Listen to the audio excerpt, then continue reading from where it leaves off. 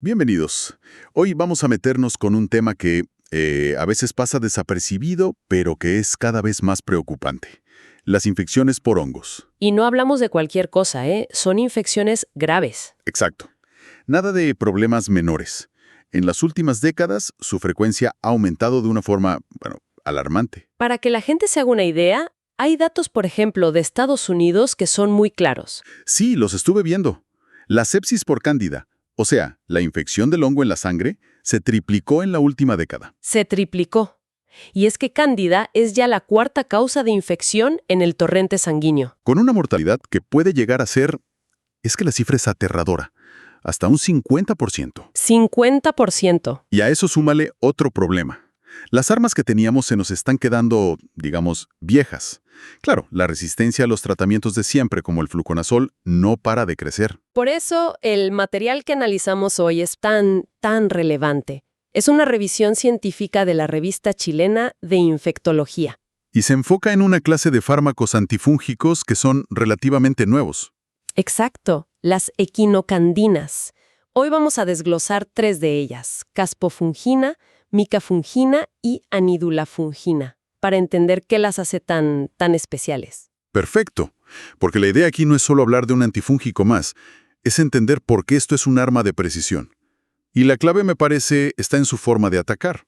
Totalmente. Su mecanismo de acción es fascinante. Bueno, pues entremos en materia. El artículo dice que atacan directamente la pared celular del hongo.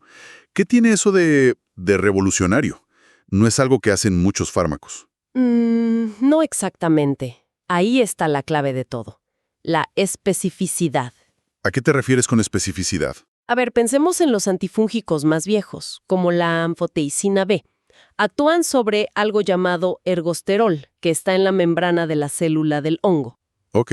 El problema es que nuestras propias células tienen colesterol, que es muy parecido. Ah, claro. Entonces esos fármacos, al intentar atacar al hongo, muchas veces terminan dañando también a nuestras células. Es una especie de fuego amigo a nivel molecular. Entiendo, eran como bombas de racimo. Mataban al enemigo, sí, pero con muchísimos daños colaterales. Y por eso eran tan tóxicos, ¿no? Exacto. Y aquí es donde las equinocandinas son tan elegantes. Se enfocan en una estructura que nosotros, los mamíferos, simplemente no tenemos. ¿Y cuál es? La pared celular fúngica. Y dentro de esa pared atacan un componente supervital que se llama beta-1,3-D-glucano. Ese es el nombre técnico. Sí, pero piénsalo como el andamio principal del hongo. Es la estructura que le da forma y soporte. Representa hasta el 60% de su peso seco. O sea, es fundamental para él. Vital. Lo que hacen las equinocandinas es inhibir, de forma muy precisa, la enzima que construye ese andamio, la glucanosintetasa. Un momento. A ver si entendí. Si atacan algo que solo tienen los hongos y que para ellos es absolutamente esencial, Ajá. es como encontrar una grieta única en la armadura del enemigo. Un punto débil que nosotros ni siquiera tenemos en nuestro cuerpo. Esa es la analogía perfecta. Es exactamente eso. Al quitarle al hongo la capacidad de mantener su pared, ésta se vuelve débil, inestable. Y colapsa. Básicamente estalla. Es una lisis celular por la presión. Y como nuestras células ni tienen esa armadura, el fármaco pues las ignora por completo. De ahí que su perfil de toxicidad sea infinitamente mejor. Eso es brillante. Ahora, esta estrategia de la grieta en la armadura, ¿funciona igual de bien contra todos los tipos de hongos? ¿O como en toda batalla, algunos enemigos tienen una armadura diferente? Esa es una pregunta fundamental, claro que sí. Porque eso nos define su espectro de acción. Su campo de batalla. Exacto. Contra el enemigo número 1 en infecciones graves, que es el género Cándida, son fungicidas. Fungicidas quiere decir que los matan. Que los matan directamente. Y lo más importante, esto incluye a especies que ya son resistentes al fluconazol, como la Cándida glabrata, que es un verdadero dolor de cabeza en los hospitales. O sea, para Cándida son letales. Entendido. ¿Y para otros hongos? Para Aspergillus, que es otro hongo importante, el efecto es un poquito distinto. Son fungistáticas. ¿Y eso qué significa? Que detienen su crecimiento, pero no necesariamente lo matan por completo. Ah, ok. ¿Y por qué esa diferencia? Es fascinante. En Aspergillus, este andamio de glucano solo se construye activamente en las puntas de sus filamentos, las hifas que van creciendo. El fármaco daña esas puntas y frena la invasión, pero el resto del hongo puede sobrevivir. Interesante. O sea que se usa más como para contenerlo. Por eso se usan más como terapia de rescate en esos casos. Y ojo, es clave saber contra quiénes no funcionan. No son activas contra Cryptococcus o Fusarium, por ejemplo. ¿Y eso por qué? Porque la pared de estos hongos tiene muy poquito de ese glucano específico. Su armadura efectivamente es diferente. Perfecto. Ya entendimos el cómo atacan. Ahora vamos al quiénes. El material nos presenta a los 3 miembros de esta familia: caspofungina, micafungina y anidulafungina. A primera vista suenan muy parecidos, pero el artículo insiste en que sus diferencias son cruciales para decidir. Desglosemos esto porque aquí parece estar el verdadero arte de la elección clínica. Absolutamente. Tienen la misma arma, sí, pero la forma en que el cuerpo las procesa, su farmacocinética, es radicalmente distinta. Y eso lo cambia todo. Todo. Pensemos en el hígado como la principal autopista de desintoxicación del cuerpo. ¿Ok? Bueno, la caspofungina y la micafungina usan esa autopista para ser metabolizadas. De acuerdo. 2 de ellas pasan por el hígado. ¿Qué implicaciones tiene eso para un paciente? Es que pueden generar atascos de tráfico. La caspofungina, por ejemplo, interactúa con otros fármacos que también usan esas rutas hepáticas, como la rifampicina o algunos anticonvulsivantes. Entonces, si un paciente toma esos medicamentos, Hay que ajustar la dosis de caspofungina. Y no solo eso, si el hígado del paciente no funciona bien, una insuficiencia hepática moderada, también hay que reducir la dosis. entiendo. ¿Y la micafungina? Pasa algo parecido. No interactúa tanto, pero sí puede aumentar los niveles de otros fármacos, como el sirolimus, que es un inmunosupresor vital en trasplantes. Eso obliga a vigilar la toxicidad muy de cerca. Vale. Con las 2 primeras, el médico debe estar muy pendiente del hígado y de la lista de medicamentos del paciente. Son como coches potentes, pero que necesitan un conductor muy hábil. Es una buena analogía. ¿Y qué pasa con la tercera? La anidulafungina. El artículo la presenta casi como una revolución. Es que lo es. Aquí es donde la historia se pone realmente interesante. Siguiendo tu analogía, la anidulafungina ni siquiera entra en la autopista del hígado. Como que no entra. Evita todo el tráfico. Se degrada por un proceso químico espontáneo, una descomposición lenta, predecible, que ocurre directamente en la sangre. En la sangre. Sí, sin necesidad de que el hígado o los riñones intervengan para nada. Espera, déjame procesar esto. ¿Me estás diciendo que mientras 2 fármacos dependen de un órgano que en pacientes críticos suele estar sobrecargado, O dañado, sí. la anidulafungina simplemente se desactiva sola en el torrente sanguíneo, como si tuviera un temporizador incorporado? Esa es la descripción perfecta. Tiene un temporizador químico.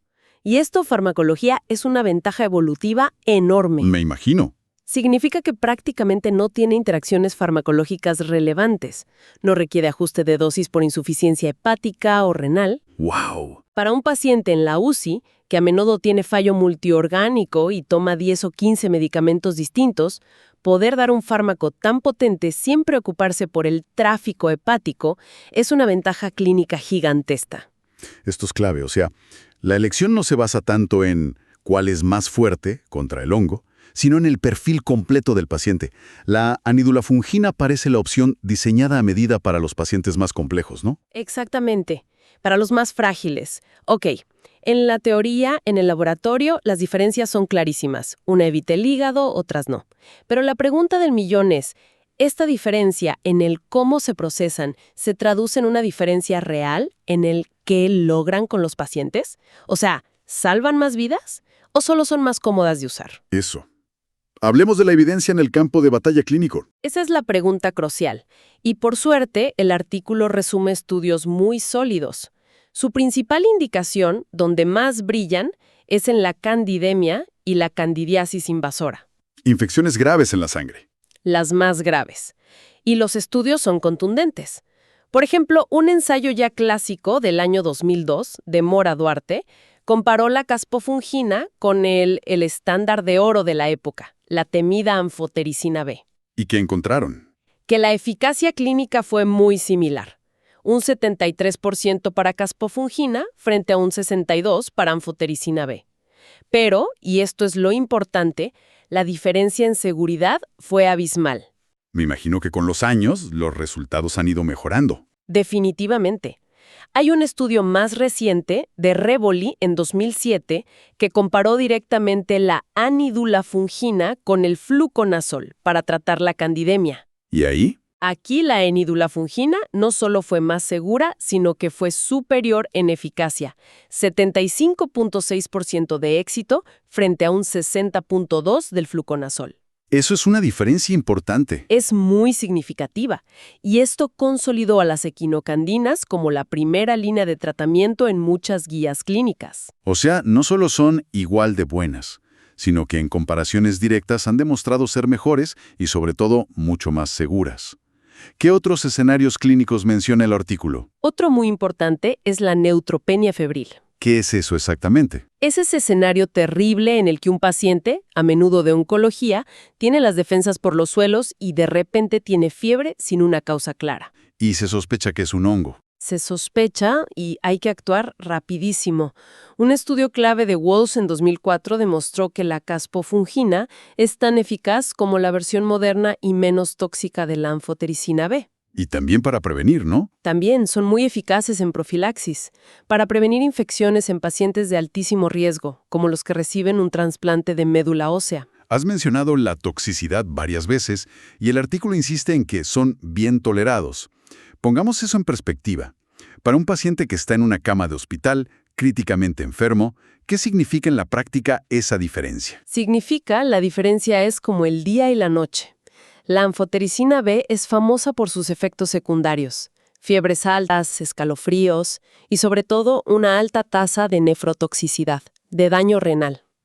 Daño al riñón. Sí, a menudo obliga a los médicos a un balance terrible entre tratar la infección y arriesgarse a dañar permanentemente los riñones. Y con las equinocandinas. Con las equinocandinas, los efectos adversos más comunes son leves. Algo de fiebre, quizá una erupción en la piel, náuseas, inflamación en la vía, cosas manejables.